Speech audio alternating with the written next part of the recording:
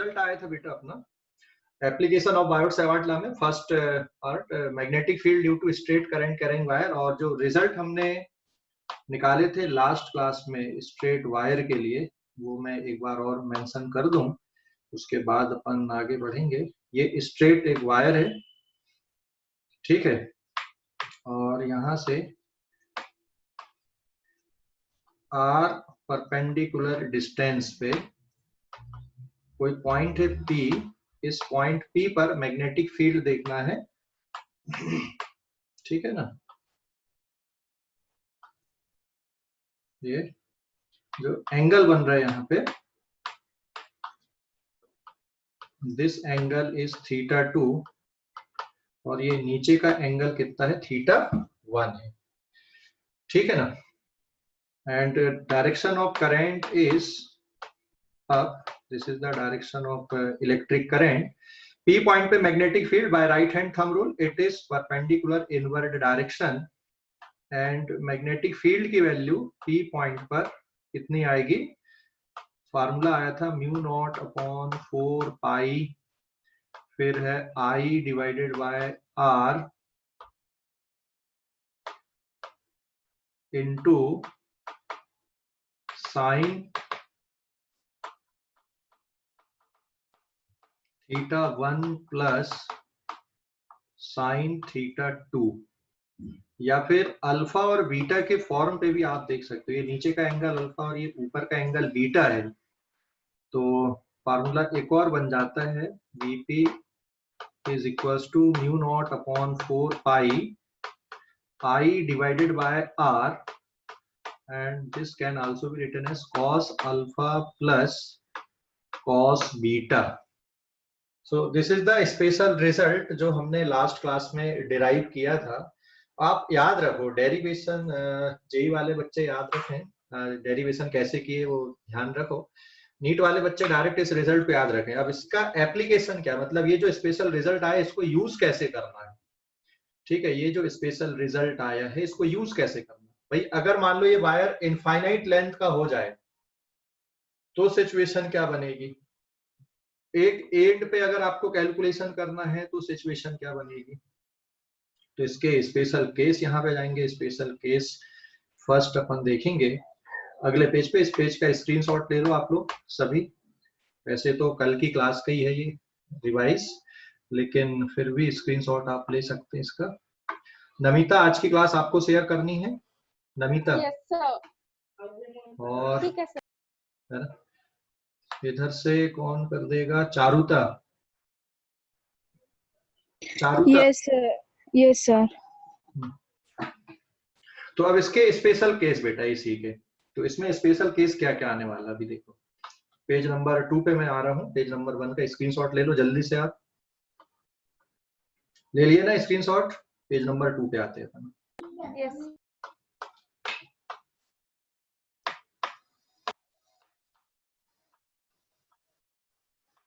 Page number 2, ठीक है। तो यहाँ पे स्पेशल केस मतलब केस 1, केस 1 ये है अगर मान लो वायर इनफाइनाइट लेंथ का हो जाए तो क्या होगा।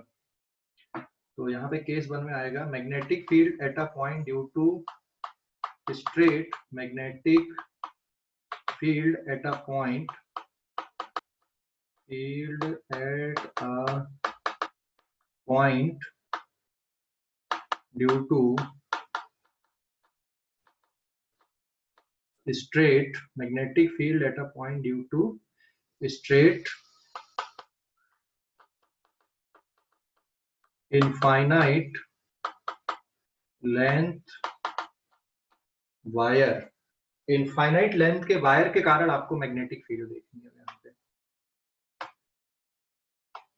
तो इनफाइनाइट लेंथ का अगर वायर है तो ये दोनों तरफ से इनफाइनाइट लेंथ हो जाएगा,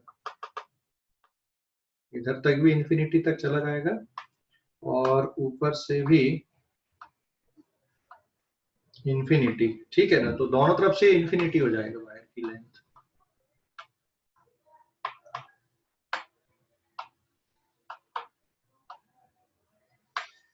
वायर की लेंथ बेटा इनफाइनाइट है यहाँ पे, तो जो एंगल बन रहे थे थीटा 1 और थीटा 2 ये कितने के रहेंगे? अब यहाँ पे थोड़ा सोचो, एंगल कितने के रहेंगे? मान लो करंट का डायरेक्शन ऊपर की तरफ ही लिए अपन ने, एंड परपेंडिकुलर डिस्टेंस ये हो गया, इनफाइनाइट लेंथ का वायर है दोनों तरफ से, है ना। तो पी पॉइंट में जो एंगल बन रहे थे वो कितने डिग्री के बनेंगे? थोड़ा सोच के बताना।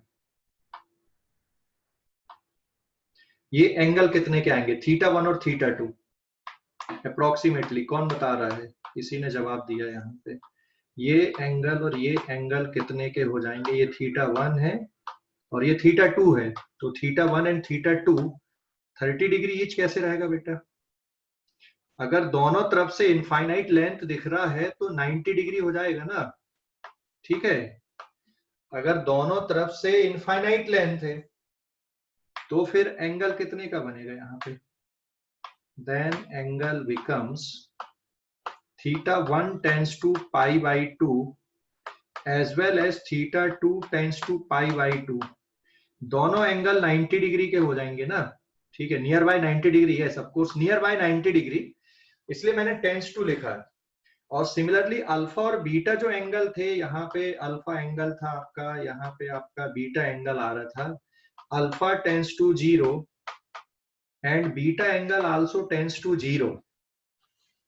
तो फिर जो फार्मूला आया था आपका पी पॉइंट पे magnetic field, this is again perpendicular inward. So magnetic field कितनी आएगी यहाँ पे? Magnetic field at P point आपके पास फार्मूला है mu naught upon 4 pi I divided by R. इसके बाद है sine theta 1 plus sine theta 2 या cos alpha plus cos beta. तो आपको जो भी यूज करना वो यूज कर सकते हो। Mu naught upon 4 pi I divided by R, sine theta 1 is also pi by 2 plus sine theta 2 is also pi by 2। Sine pi by 2 कितना होता है? 1 होता है। तो ये सॉल्व करने पे कितना जाएगा आंसर यहाँ पे? Mu naught upon 4 pi 2i divided by r. This is the magnetic field at a point due to straight infinite current carrying conductor या current carrying wire। ये आ गया बेटा यहाँ पे, ठीक है। समझ गए इसको? किसी को कोई डाउट हो तो पूछ लो। समझ गए या कोई डाउट है इस पे? समझ गए या डाउट है? हेलो, समझ गए या डाउट है इस पे? समझ गया सर। हाँ, तो इस पेज का स्क्रीनशॉट ले लो आप लोग जल्दी से, फिर अगले पेज पे पहुंच रहे हैं।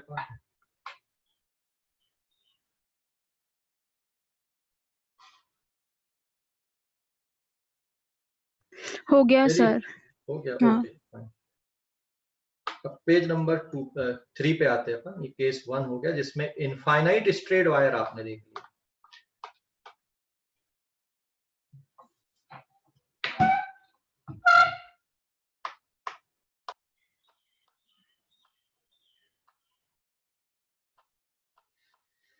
पेज नंबर 3 अभी, हाँ। केस 2,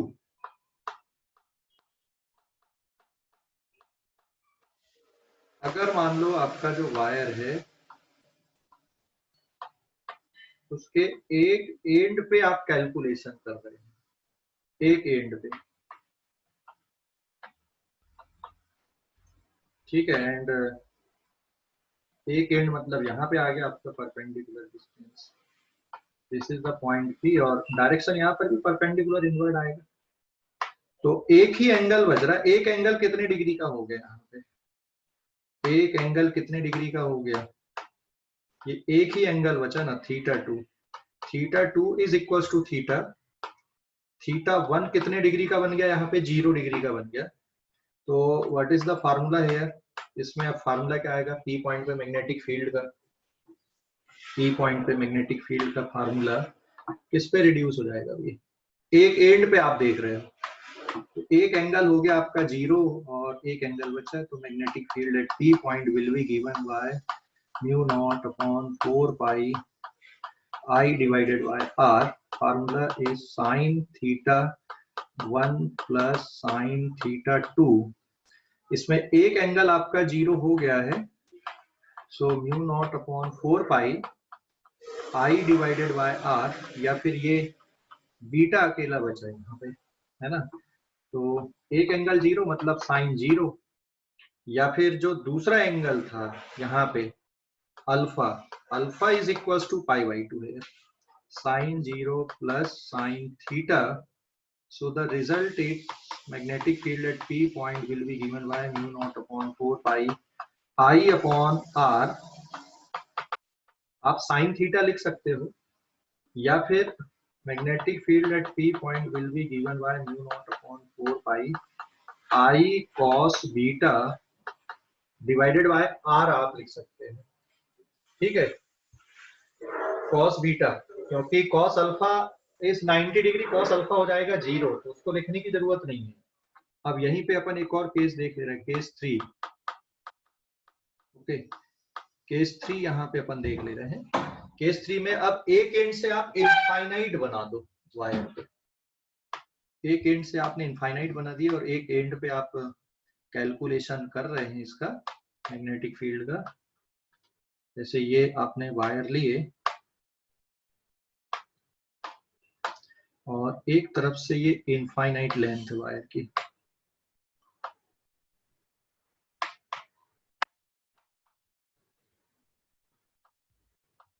इधर पे इनफाइनाइट लेंथ है,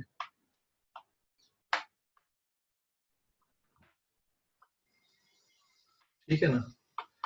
ये डिस्टेंस आर है और ये पॉइंट है अब यहाँ पे पी।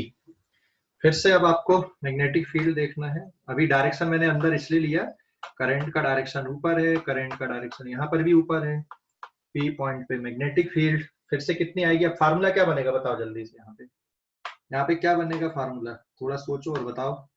यहाँ पे अगर आप एंगल देखोगे तो ये एंगल अगेन जिसको आप थीटा 2 बोल रहे थे, theta 2 tends to pi by 2, theta 1 is equals to 0, alpha is equals to pi by 2 and beta angle tends to 0 हो जाएगा। तो केस 2 में जो रिजल्ट है, केस 2 के रिजल्ट को ही यहाँ पे क्या कर लो, आप यूटिलाइज कर लो। So what is the answer here, in that case एक एंड पे आप कैलकुलेशन कर रहे हैं, यहाँ पे magnetic field at P point will be given by mu naught upon 4 pi I divided by R, फिर ये साइन थीटा था ना बस, तो ये हो जाएगा mu naught upon 4 pi I upon R और साइन पाई बाई 2, या कॉस बीटा, कॉस बीटा 0 मतलब 1। तो what is the answer, magnetic field at P point will be mu naught upon 4 pi I upon R. Clear हो गया इतना कि कोई doubt है? क्लियर हो गया यहाँ तक या डाउट है? जल्दी बताओ भाई, होगा तो पूछ लो, आगे बढ़ेंगे, नहीं तो अपन अगले केस पे जाएंगे। अरे भाई समझ गए? हाँ सिल्वी बोलो। केस 3 में वो जो पॉइंट पी है उस पे अगर तो उस पूरी लाइन पे फील्ड सेम ही होगी ना? पूरी लाइन पे मतलब अगर पी पे लाइन कंस्ट्रक्ट किए ऐसे ऊपर, तो पूरी लाइन पे फील्ड सेम ही आएगी ना? डिस्टेंस पे तो डिपेंड कर रही ना बेटा, डिस्टेंस पे तो डिपेंडेंसी है ना। श्योर, बट वो इनफाइनाइट है, तो आप कहीं भी लेके गए तो आनी चाहिए। नहीं, आर अगर बदलोगे, देखो डिनोमिनेटर में आर आए ना, अगर आप जैसे जैसे दूर जाते जाओगे तो वैल्यू कम होते जाएगी ना फील्ड की, नहीं समझे? हाँ सर, और फर्स्ट केस में?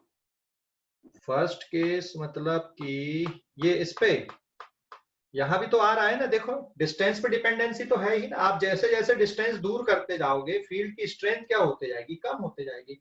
वही इनफाइनाइट लेंथ का क्यों नहीं हो, एक बार इनफाइनाइट लेंथ का आप जैसे जैसे दूर जाओगे फील्ड की स्ट्रेंथ कम हो रही है ना। यहाँ पे देखो अभी मैं इसको ऐसे बता रहा हूँ, जैसे ये वायर है कोई आपके पास में, ठीक है ना, ये कोई वायर है, आप इसको इनफाइनाइट लेंथ मान लो, ऊपर भी नहीं दिख रहा आपको, नीचे भी नहीं दिख रहा है ना, समझ गए? Yes sir. और मान लो करंट ऊपर जा रहा है, ये जैसे करंट का डायरेक्शन हो गया ऊपर, तो यहाँ पे मैग्नेटिक फील्ड ज्यादा रहेगी, फिर और दूर जाओगे तो कम होगी, और दूर जाओगे तो कम होगी, और दूर जाओगे तो कम होगी। हाँ एंगल यहाँ से भी 90 डिग्री दिखेगा, यहाँ से भी 90 डिग्री के टेंस टू दिखेगा, यहाँ से भी दिखेगा, लेकिन बहुत ज्यादा दूर चले गए तो फिर एंगल में एप्रिशिएबल चेंज आएगा ना, ठीक है ना।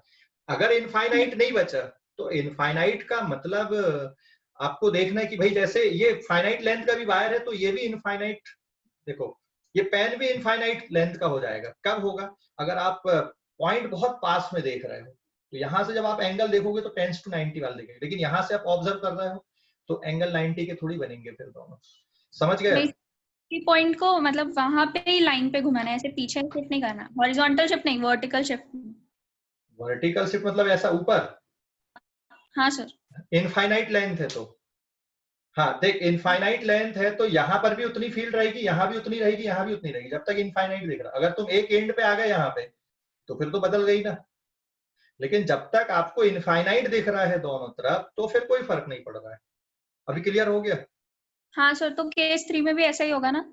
हाँ केस 3 में भी ऐसा ही होगा, जब तक आपको इनफाइनाइट नहीं, एक एंड पे देख रहे हो आप, लेकिन केस 3 में जैसे ही आप थोड़ा ऊपर बढ़ोगे, लेट मी सी, ये केस 1 है और ये आपका केस 3 है। अगर आप मान लो यहाँ पर पी पॉइंट से थोड़ा सा ऊपर बढ़े तो जो θ1 जीरो लिख रहे थे वो जीरो नहीं होगा ना, क्लोज टू जीरो आएगा ना फिर। समझ गए अभी सिल्वी? हाँ सर। बाकी बच्चे भी समझ गए?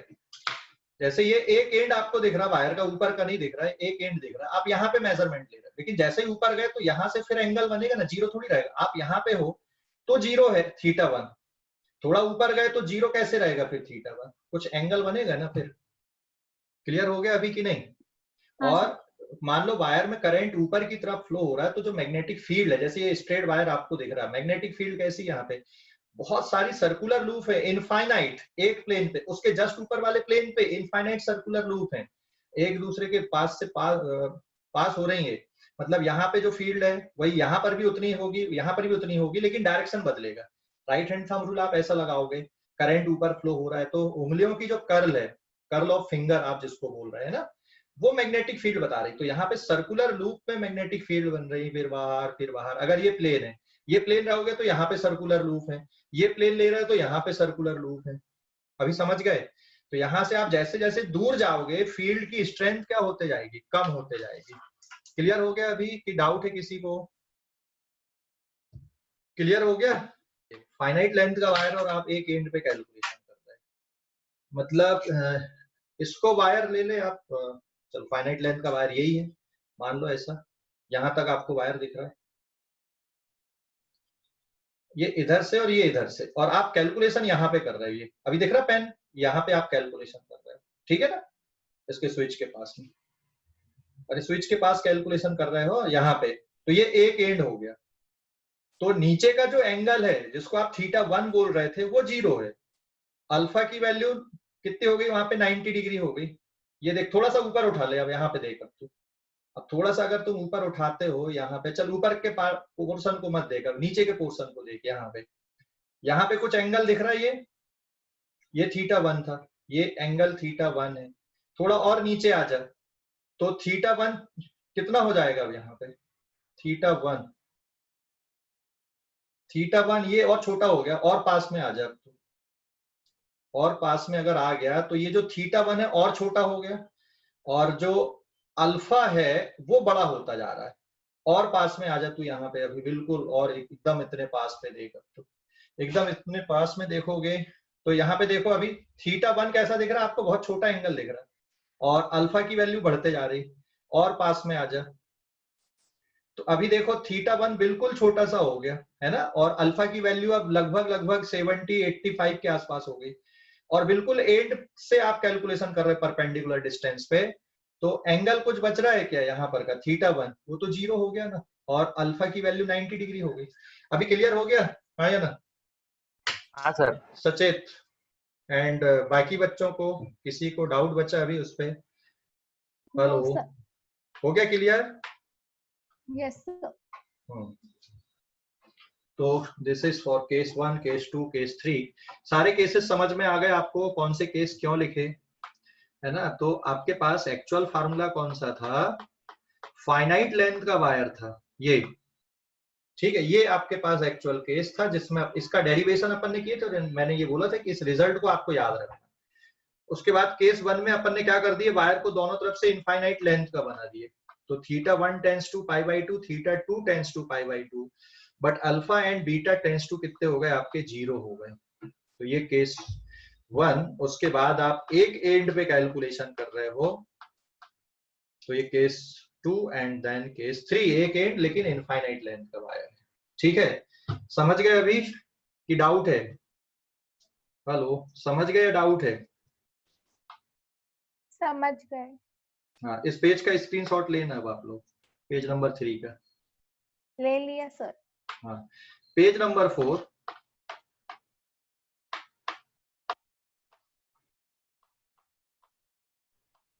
देखो अभी पेज नंबर 4, अब स्ट्रेट वायर है, लेकिन अब थोड़ा सिचुएशन अलग है अब यहाँ पे। ठीक है,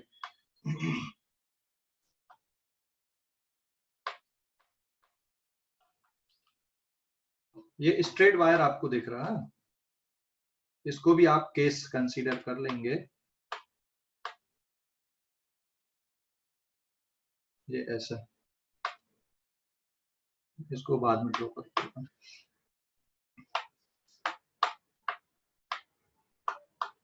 ये कौन सा केस आ जाएगा आपका?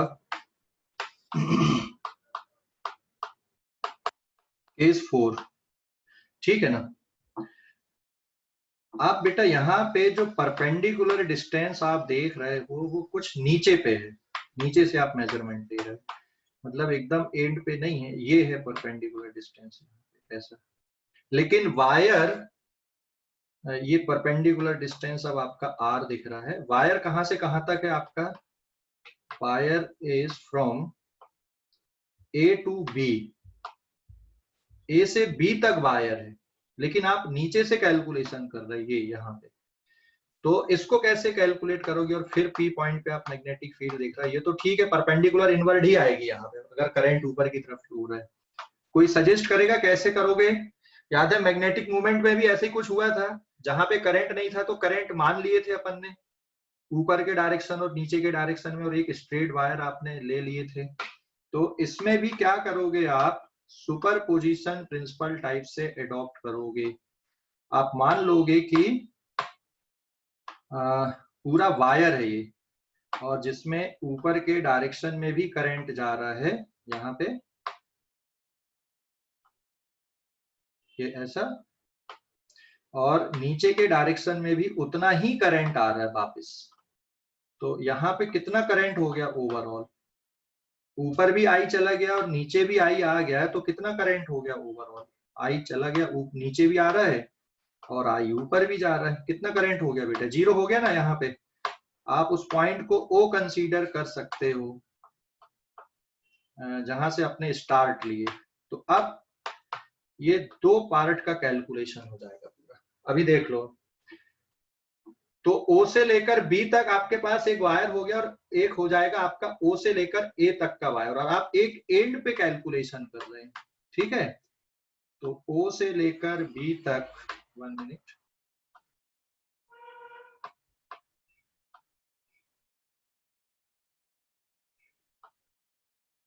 ये ऐसा दिख रहा है आपको वायर।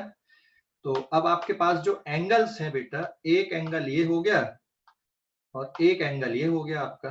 ठीक है, सपोज दिस इज ओवरऑल, अब θ1 θ2 ले लें कि अभी कुछ वैसे ही लें अपन यहाँ पे। तो ये इधर का एंगल हो जाएगा थीटा डैश, और बाहर का पूरा बड़ा वाला एंगल हो गया आपका थीटा। ठीक है ना, छोटा एंगल हो गया थीटा डैश। तो अब कैसे लिखोगे फील्ड यहाँ पे? तो P पॉइंट पर जो फील्ड आएगी, magnetic field eight P is magnetic field eight P, ये किसके कारण? पहले पूरा O से लेकर B के लिए, plus magnetic field eight P, ये किसके कारण रहेगा? फिर दूसरा वाला वायर आपका O से लेकर A के लिए, दोनों का वेक्टर सामने। अब ये तो O से लेकर B तक के वायर के कारण मैग्नेटिक फील्ड किधर रहेगी? O से लेकर B के लिए मैग्नेटिक फील्ड अंदर रहेगी, लेकिन O से लेकर A तक के कारण मैग्नेटिक फील्ड किधर रहेगी? बाहर की तरफ रहेगी। तो जब आप यहाँ पे इसको, भाई 2 ही डायरेक्शन, एक अंदर का डायरेक्शन है और एक कौन सा डायरेक्शन है, तो इसके लिए मैग्नेटिक फील्ड अंदर है, आप वेक्टर नहीं भी लिखोगे तो चलेगा, मैग्नेटिक फील्ड एट P। बस आपको क्या करना पड़ेगा? एक को प्लस मानना पड़ेगा और एक को माइनस मानना पड़ेगा। दूसरी वाली फील्ड कैसी रहेगी आपकी? डॉट वाली रहेगी। तो किसको प्लस मानना, तो जो बड़ी फील्ड है उसको प्लस मान लो यहाँ पे। Now take cross field as positive, so therefore dot field को क्या ले लोगे आप, नेगेटिव ले लोगे। तो फिर magnetic field at P point will be given by mu naught upon 4 pi I, और फिर यहाँ पे आ जाएगा sine theta I divided by R cross plus mu naught upon 4 pi I divided by R sine theta dash, और ये है dot.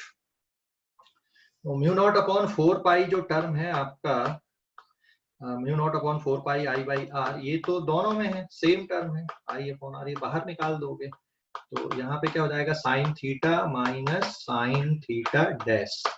So this is the net magnetic field at P point. और नेट मैग्नेटिक फील्ड किधर आएगी, कौन से direction पे रहेगी, थीटा की वैल्यू ज्यादा है, तो डेफिनेट सी बात है यहाँ पे ये जो नेट मैग्नेटिक फील्ड आएगी, जो भी इसका आंसर आएगा वो परपेंडिकुलर इनवर्ड डायरेक्शन में आएगा।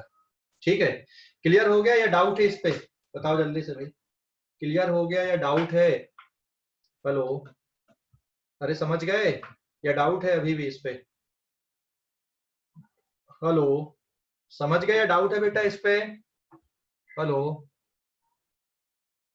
अरे कुछ सर एक बार फिर से।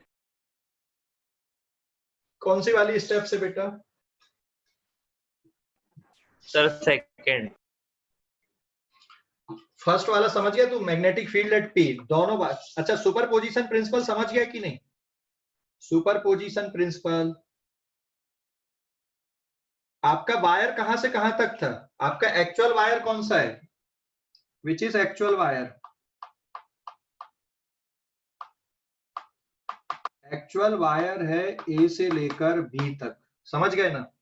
लेकिन जो परपेंडिकुलर डिस्टेंस दिख रहा है आपका वो नीचे है, मतलब वायर के एक एंड पे नहीं है। ठीक है, तो इसको आप ऐसे देखो, यहाँ पे ये जैसे वायर दिख रहा है ना, करंट कैरिंग वायर मान लो ऐसा, ये ऊपर की तरफ गया है ऐसा, है ना? और आप यहां पर भी कैलकुलेशन नहीं कर रहे हो, ये ऐसा कैलकुलेशन नहीं है, ये ऑब्जर्वेशन पॉइंट, ये यहां से ऐसा है। अभी समझ गए? यहां से ऐसा दिख रहा है ना, तो ये जो बीच का गैप है, यहाँ पे क्या करोगे आप ऐसा इमेजिन कर लो कि भाई यहाँ पे ऊपर भी करंट जा रहा है और उतना ही करंट नीचे आ रहा है, तो यहाँ पे क्या रहेगा, फिर से कोई करंट, बिना करंट का कंडक्टर रहेगा, आप ऐसा मान सकते हो। क्लियर हो गया कि नहीं? अगर आप ऐसे कैलकुलेशन करो, ये तो ठीक है, ये तो पढ़े अपन ने, ये भी पढ़े, ये ऐसा भी पढ़ लिए, ठीक है। क्या नहीं पढ़े अपन ने यहाँ पे, ये ऐसा नहीं पढ़े यहाँ पे। तो ऐसे सिचुएशन को डील करने के लिए क्या करना है आपको, सुपरपोजिशन प्रिंसिपल यूज करना है। तो यहां से यहां तक आप ऊपर के डायरेक्शन में भी करंट दे दो और नीचे भी दे दो, तो टोटल करंट कितना हो गया, 0 हो गया। तो अब आपके पास सिचुएशन ऐसी हो गई कि आप यहां से यहां तक पूरे वायर के लिए निकाल दो और यहां से यहां तक वो छोटे वाले पार्ट के लिए निकाल दो और दोनों का वेक्टर सम कर दो। ठीक है, समझ गए सचेत? समझ गए कि नहीं? किसने पूछा था? हाँ सर। हाँ, तो आपने दोनों का वेक्टर सम किए। अब एक में देख, क्रॉस फील्ड है, तो O से लेकर B तक करंट ऊपर जा रहा है, तो मैग्नेटिक फील्ड O से लेकर B तक के लिए कैसी रहेगी, परपेंडिकुलर इनवर्ड रहेगी। और फिर O से लेकर A तक करंट नीचे आ रहा है, तो मैग्नेटिक फील्ड कैसी रहेगी उसकी, मैग्नेटिक फील्ड कैसी रहेगी उसकी? अरे राइट हैंड थंब रूल लगाना भाई, ऊपर की तरफ आएगी ना, डॉट वाली फील्ड रहेगी ना। अरे ग्रीन कलर के वायर के कारण मैग्नेटिक फील्ड कैसी आएगी, ग्रीन कलर के वायर के कारण मैग्नेटिक फील्ड नीचे आएगी ना, वो सॉरी ऊपर की तरफ बनेगी ना, इसलिए डॉट लगाए ना। और उसके बाद आपको क्या करना है, यहाँ पे क्रॉस फील्ड को आप प्लस ले लो और डॉट फील्ड को क्या ले लो, आप माइनस ले लो। उसके बाद की जो स्टेप्स हैं, आप एक एंड पे कैलकुलेशन कर रहे हो, मतलब इसके बाद आपको कौन सा वाला केस देखना है, केस 3, ये केस देख। अब यहाँ पे ये जो केस अपन ने किए थे ना, केस 3, ये वाला केस देख अच्छे से, फिर से देख ले ये वाले केस को, तो ये केस को फिर से देख लो। अब यहाँ पे आप यही केस को यूज किए ना अपन ने, इसी स्पेशल रिजल्ट को यूज किए ना। कौन सा वाला स्पेशल रिजल्ट यूज कर दिया हमने, ये स्पेशल रिजल्ट यूज कर दिए ना बेटा। अरे समझ गया? हेलो, ये रिजल्ट यूज कर दिया अपन ने, mu naught upon 4 pi I upon R into sine theta. ये देख ले। अरे समझ गया? कुछ तो बोल भाई, समझ गया कि नहीं? Yes sir. दोनों समझ गए? अब आगे का पूरा कैलकुलेशन देख लो, बस कुछ नहीं किए, फिर अपन ने कॉमन निकाले, उसको बाहर कर दिए, sine theta minus sign theta dash हो गया। सर हाँ सर हम थीटा डैश कैसे फाइंड करेंगे फिर? थीटा डैश कैसे फाइंड करेंगे, तो वो उसके लिए आपको डेटा रहेगा ना कि भाई ओ से लेकर डिस्टेंस कितना है। आर तो पता रहेगा आपका, ओ से लेकर ए तक का डिस्टेंस दिया रहेगा या निकाल लोगे, ठीक है। या फिर आपको ये वाला डिस्टेंस दिया रहेगा, जो ये स्मॉल आर आपको दिया रहेगा, तो आप थीटा डैश निकाल सकते हो। तो बहुत आसान काम हो गया आपका। देखिए यहाँ पे ये वाला डिस्टेंस भी दे सकता है ऐसा, आर भी दे सकता है ऐसा। और अगर सपोज क्वेश्चन में ये वाला एंगल भी दिया रहे बट ये 90 डिग्री का एंगल नहीं है, तब भी आप ऐसे नहीं कर सकते। यहाँ पे मान ले कोई एंगल है तेरा फाई है, ठीक है, ये एंगल भी दे सकता है ऐसा। तो आपके पास बहुत सारी सिचुएशन है, और ओ से लेकर ए तक का डिस्टेंस सपोज टू क्या कंसीडर कर ले, वाई कंसीडर कर ले, तो आपके पास सॉल्व करने के बहुत सारे हजार तरीके आ जाएंगे। यहाँ पे हजार बोल रहा हूँ, काफी तरीके हैं आपके पास। क्या, एक तो r square equals to capital R square plus y square एक रहेगा, ठीक है। फिर तो टेन थीटा डैश लिख दे। टेन थीटा डैश कैसे निकाल देगा तू, वहां पर y अपॉन आर करके निकाल देगा, ठीक है।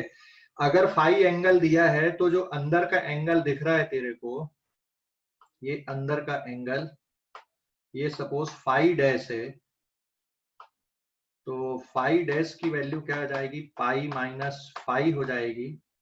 और थीटा और फाई डैश, थीटा डैश और फाई डैश भी एक दूसरे से रिलेटेड है। Theta dash plus phi dash is equals to pi by 2। तो आपके पास ये बहुत सारे तरीके हैं आगे के कैलकुलेशन के। समझ गया कि नहीं? हेलो? हाँ सर। अरे भाई समझ गए? कर लोगे अब आगे? हाँ अब क्वेश्चन रहेगा, बस आपको वैल्यू पुट करना और आंसर निकालना रहेगा, है ना, इन सब में। तो ये केसेस आपको ध्यान रखना, लेकिन उसके बगैर काम नहीं होगा। कैसे कर रहे हैं अपन, ठीक है। तो अगले पेज पे जा रहा है, पेज नंबर 5 पे अब। ओके, पेज नंबर 5 पे जाते हैं हम लोग, ठीक है। ये समझ गए आप लोग? पेज नंबर 5 पे जा रहे हैं अपन अब। ये समझ गए? कोई डाउट बचा यहाँ पे? पेज नंबर 5 अब। हाँ,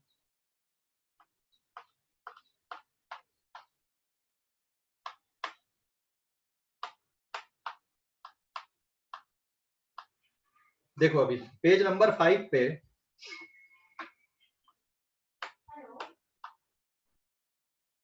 यहाँ पे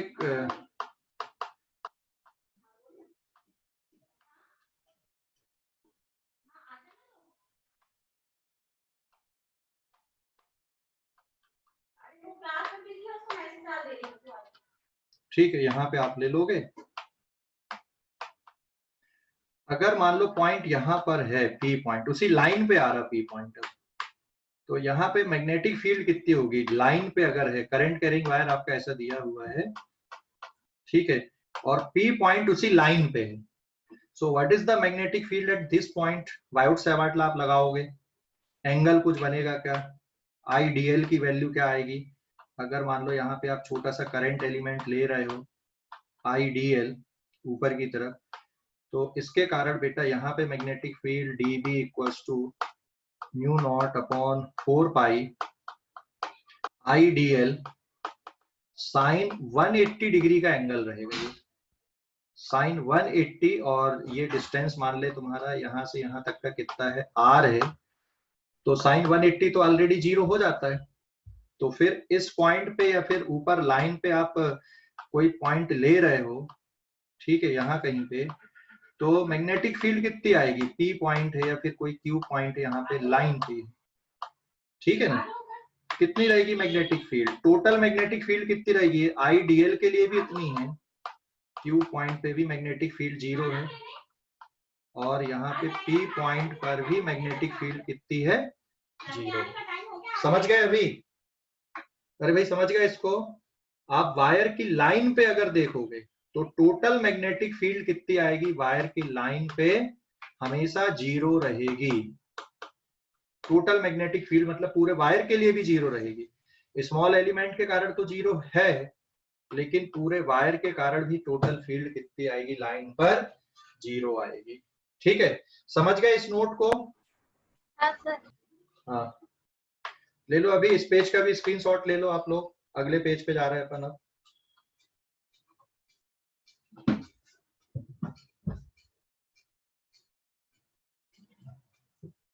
अगले पेज पे जा रहा है बेटा, इस पेज का ले लो। हाँ बोलो सर। अगर पी पॉइंट वायर पे रहेगा तो वायर के ऊपर, वायर के ऊपर रहेगा तो नॉट डिफाइंड आ जाएगा फिर केस। अगर एग्जैक्टली यहाँ पे अपन ने कोई पॉइंट मान लिए वायर के ऊपर तो फिर नॉट डिफाइंड है ये केस। ठीक है ना, क्योंकि डिस्टेंस r टेंड्स टू 0 हो जाएगा वायर के ऊपर और मैग्नेटिक फील्ड टेंड्स टू क्या हो जाएगी, इनफाइनाइट हो जाएगी। तो वायर के एग्जैक्ट ऊपर आप कैलकुलेशन करोगे तो इनफाइनाइट हो जाएगा। ठीक है ना, वायर के एग्जैक्ट ऊपर अगर आप कैलकुलेशन कर रहे हो तो इनफाइनाइट है। अभी समझ गए इसको कि नहीं? अंदर भी इनफाइनाइट होगी, हाँ कहाँ पे? वायर के अंदर। हाँ वायर के अंदर भी इनफाइनाइट ना, क्योंकि वहां पे आपको पता ही नहीं है ना, डिस्टेंस ही नहीं पता, सब कुछ नहीं पता। लेकिन आगे केस जब देखोगे तुम कि अगर वायर मान लो फिर ऐसा नहीं है, वायर कुछ पर्टिकुलर क्रॉस सेक्शन का वायर है, जैसे ये आप ले रहे हो ऐसा, और इस पे करंट फ्लो हो रहा है पर्टिकुलर क्रॉस सेक्शन, मतलब 1 मिनट। हाँ, जैसे ये वायर आप ले रहे हैं यहाँ पे 1 मिनट, ये जैसे आपने वायर ली है, ठीक है ना, ये आपने वायर ली और इसमें पूरे वायर में करंट फ्लो हो रहा है, मतलब ऊपर की तरफ जा रहा है और पूरे वायर में करंट फैल के जा रहा है पूरा ऐसा क्रॉस सेक्शन पे। तो फिर वायर के अंदर यहाँ पर magnetic field is not equals to 0। अगर यही हॉलो रहेगा तो 0 रहेगी। ये करेंगे अपन, लेकिन अभी इसमें से नहीं करेंगे, इस रूल से नहीं करेंगे इसको।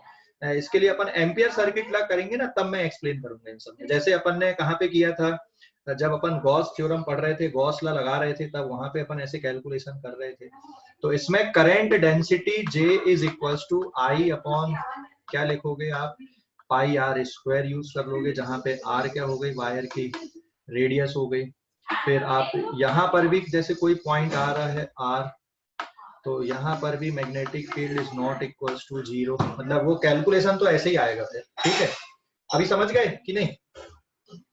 हेलो, समझ गए? Yes sir. यहाँ पे वायर का मतलब बहुत थिन वायर है, मतलब जिसकी रेडियस नेग्लिजिबल आप बोल सकते हैं। ठीक है ना, ओके। तो पेज नंबर 6 पे अपन आते हैं। ले लो इस पेज का स्क्रीनशॉट ले लो आप लोग। अगले पेज पे जा रहे हैं, पेज नंबर 6 पे। ठीक है, पेज नंबर 6 पे।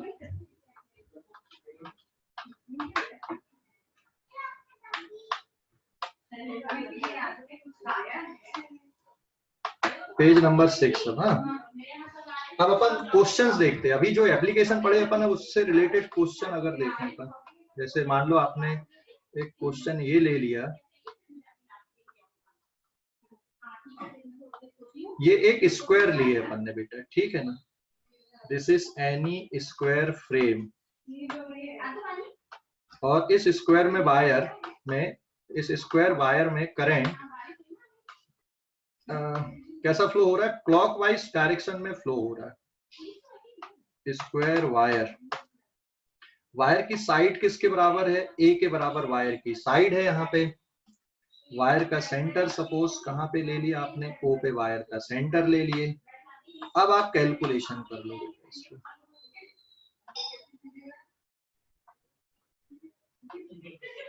तो ये 4 टुकड़े हो गए ना यहाँ पे, समझ गए? 4 टुकड़े समझ गए कि नहीं?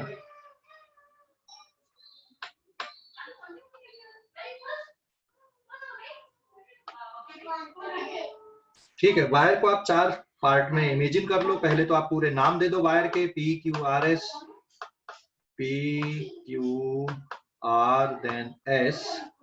यहाँ पे क्या करना है आपको, find net magnetic field at O. ठीक है, ए साइड है वायर की, स्क्वायर शेप है लूप का पूरा की पूरा, और अब आपको कैलकुलेशन करना ओ पे, ओ पे मैग्नेटिक फील्ड। तो देखो यहाँ पे जो मैग्नेटिक फील्ड आएगी O पर, अगर आप डिस्टेंस ऑब्जर्व करोगे सभी से, परपेंडिकुलर डिस्टेंस, ये सभी से आप परपेंडिकुलर डिस्टेंस देख लो इस पे, ठीक है, सभी से आप परपेंडिकुलर डिस्टेंस अगर ऑब्जर्व कर रहे हो, PQ से भी उतना ही परपेंडिकुलर डिस्टेंस रहेगा, QR से भी उतना ही रहेगा, और इससे भी उतना ही परपेंडिकुलर डिस्टेंस आएगा। मतलब परपेंडिकुलर डिस्टेंस सभी तरफ से सेम ही रहेगा। कितना रहेगा परपेंडिकुलर डिस्टेंस? और ये R R R R, और ये R की वैल्यू किसके बराबर है यहाँ पे? That is equals to A/2, है कि नहीं? अरे भाई A/2 है, आया ना? A/2 है, हेलो? Yes sir. हाँ, और एंगल्स अगर आप देख रहे हैं यहाँ पे, जैसे अल्फा बीटा वाले अगर आप एंगल देखते हो यहाँ पे, ये एंगल सपोज अल्फा है और ये एंगल आपका बीटा है वायर से, तो ये एंगल आपका 45 डिग्री का दिख रहा है और ये एंगल भी 45 डिग्री का है। ऐसे चारों एंगल आपके, सभी एंगल कितने कितने डिग्री के दिखेंगे आपको? 45 डिग्री के दिखेंगे सभी एंगल। ये भी कितने डिग्री का दिखेगा? 45। ये भी कितने डिग्री का दिखेगा? 45। अब सबके कारण मैग्नेटिक फील्ड देखोगे, सेंटर पे मैग्नेटिक फील्ड सभी के कारण, तो magnetic field at O, vector sum करना है, magnetic field at O due to PQ wire plus magnetic field at O due to QR portion of wire plus magnetic field at O due to RS portion of wire.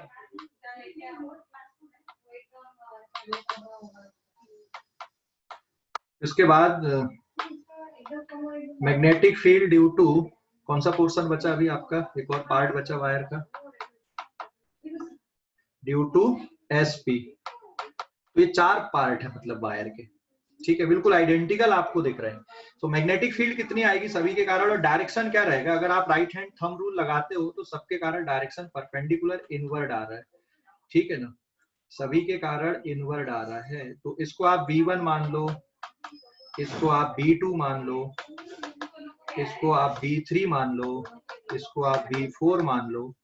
तो सभी के कारण जो magnetic field है उसका direction क्या है? Right hand thumb rule apply करो ना सभी के लिए डायरेक्शन निकालने के लिए। तो सबके कारण जो डायरेक्शन आ रहा है, मतलब net field at P is B1 is also perpendicular inward, B2 is also perpendicular inward, B3 is also perpendicular inward and B4 is also perpendicular inward। सभी के कारण मैग्नेटिक फील्ड परपेंडिकुलर इनवर्ड है। अच्छा, एक और बात है यहाँ पे कि B1 का मैग्नीट्यूड, B2 का मैग्नीट्यूड, B3 का मैग्नीट्यूड और B4 का मैग्नीट्यूड भी सेम है। देख लो यहाँ पे सब कुछ आइडेंटिकल होने के कारण, so therefore magnetic field at O is 4 times magnetic field due to first, ठीक है? फर्स्ट मतलब ये हो गया आपका, सेकंड ये वाला पार्ट हो गया, थर्ड ये पार्ट हो गया, फोर्थ इस PS पार्ट हो गया, ठीक है ना? तो आप 4 का मल्टीप्लाई कर दो। क्यों कर दिए 4 का मल्टीप्लाई आपने डायरेक्ट? क्योंकि सभी चारों पोर्शन के कारण मैग्नेटिक फील्ड एक जैसी है, तो यहाँ पे हो जाएगा 4 इंटू म्यू नॉट अपॉन 4 पाई, फिर I डिवाइडेड बाय R। इसके बाद आप लिखोगे, या तो साइन वाला फार्मूला लगा दो या कॉस वाला, क्योंकि आपने एंगल कॉस वाले लिखे हो तो आप कॉस वाला फार्मूला लगा दो यहाँ पे, ठीक है?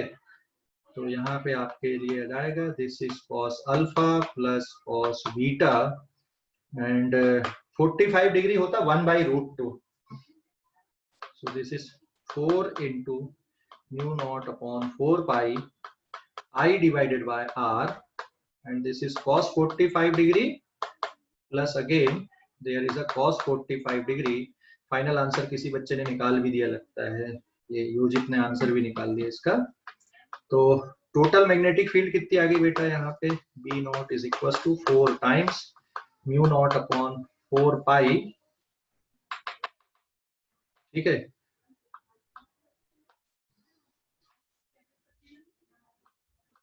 Mu naught upon 4 pi I। R की वैल्यू किसके बराबर है यहाँ पे? R की वैल्यू है आपकी A/2, तो यहाँ पे आप A/2 भी लिखोगे, cos 45 होता 1/√2 1/√2 1/√2 2 into 1/√2 ये आ जाएगा।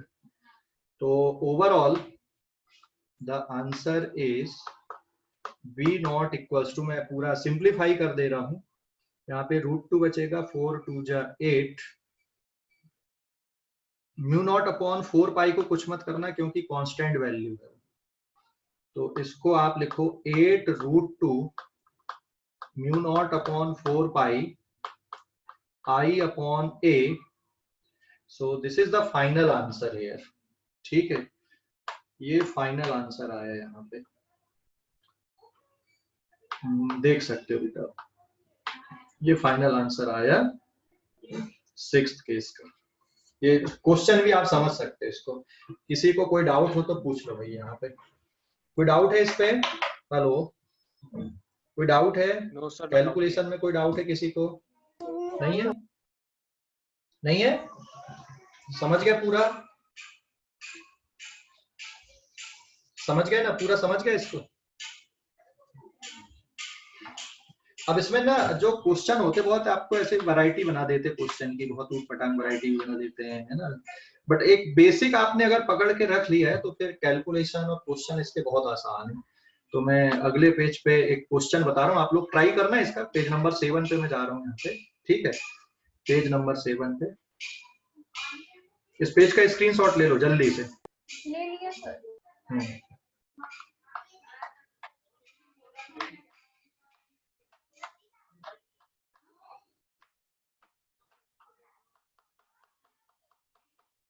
होमवर्क है, क्वेश्चन है, क्वेश्चन में नेट मैग्नेटिक फील्ड निकालना एट ओ पर।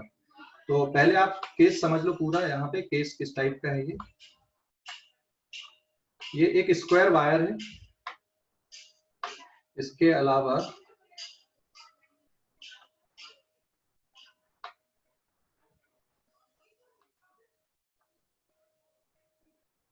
ठीक है, ये एक स्क्वायर वायर दिया हुआ है ऐसा यहाँ पे, क्लियर हो गया। और ये जो फिर है इधर पे इनफाइनाइट लेंथ और इधर पे भी इनफाइनाइट लेंथ, स्ट्रेट है फिर आगे का। तो दिस इज पी क्यू, यहाँ से करंट आई आ रहा है, P Q R and then S. उसके बाद ऐसा वही करंट आई ऐसा आगे की तरफ चला गया, और पॉइंट ओ आपका है centre of the loop here. इसको आपको ट्राई करना है, कैसे करोगे, दिमाग लगाना है। ओ पर आपको मैग्नेटिक फील्ड निकालना है, ठीक है। अच्छा, यहाँ पे पी क्यू आर और इसमें करंट का डिस्ट्रीब्यूशन नहीं पता कैसे गया, तो ये जो वायर है, बाकी का जो वायर है ये कैसा है, यहाँ पे स्क्वायर वायर है, ए चारों साइड ए है, बाकी कुछ नहीं पता। तो अब आपको कैलकुलेशन करना मैग्नेटिक फील्ड का ओ पे। तो यहाँ पे कितने पार्ट आ जाएंगे आपके, जब आप कैलकुलेशन करोगे तो कितने पार्ट है, देखो 1 2 3 4, लेकिन इनमें करंट नहीं है, करंट आई आया उसके बाद फिर आपको जंक्शन रूल लगाना है, ये हो जाएगा 5, और इधर का सेगमेंट हो गया आपका 6, ठीक है ना। तो इस क्वेश्चन को आपको ट्राई करना है, कैसे करोगे सोचो इसके बारे में, ठीक है ना। तो आज के लिए इतना ही, बाकी अब अपन अगली क्लास में करेंगे। क्वेश्चन समझ गए या डाउट है किसी को क्वेश्चन पे?